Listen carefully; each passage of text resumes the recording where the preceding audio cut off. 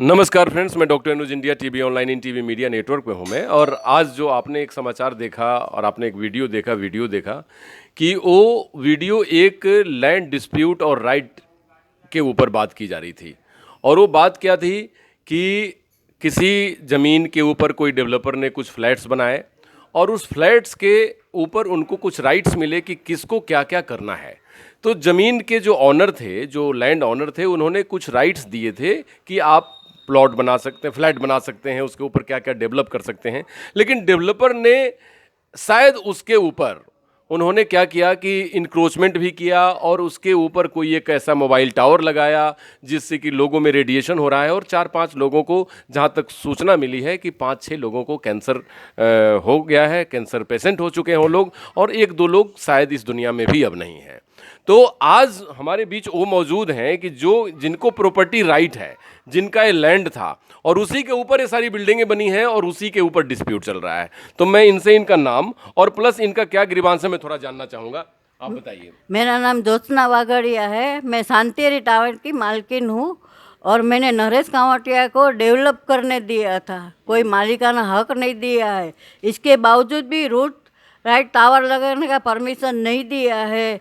Root shoot का पूरा right मेरा है। ज़बरदस्ती छत में रूम लगाया है, टीन सेट घेर लिया है और 1995 से ही पूरा छत का 5,500 स्क्वायर फीट वो अपने लेके पूरा घेर लिया है। हम लोग के साथ पूरा 420 करा है वो। किया है आपके साथ? अच्छा, इनका कहना है कि इनके साथ पूरा 420 किया है। ठीक है, आपने इसकी शिकायत वगैरह कहीं की है कि नहीं? हाँ आपने इसका कंप्लेन किया है? हाँ। ठीक है। इनका ये कहना है कि जो डील हम लोगों के बीच हुई थी, आज से कितने साल पहले हुआ होगा ये सब?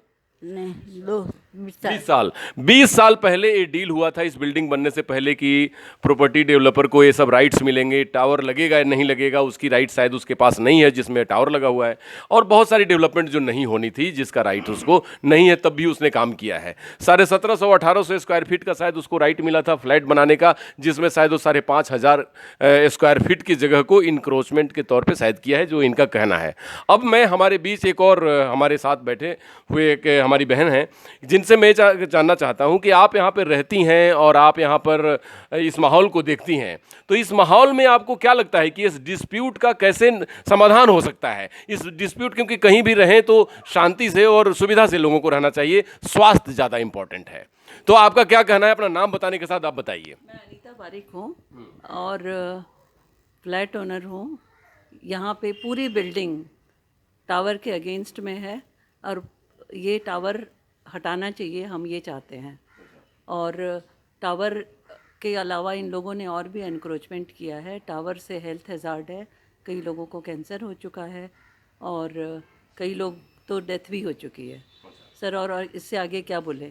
सीढ़ी एक इन लोगों ने जो है वो एक दो जगह है टेरेस पे जाने की, जो सेफ्टी के हिसाब से रिफ्यूज़ एरिया कहलाता है, शायद आप सबको तो मालूम होगा।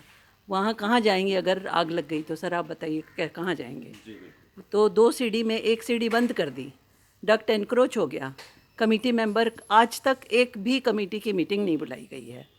कमेटी मेंबर को बोलते हैं हिसाब दो, तो कमेटी मेंबर हिसाब नहीं देते हैं। रेडिएशन होता है, टावर हटाइए, टावर हटाने में दादागिरी होती है, किसी का घर का ताला तोड़ा जाता है। सर ये कोई बात होती है क्या?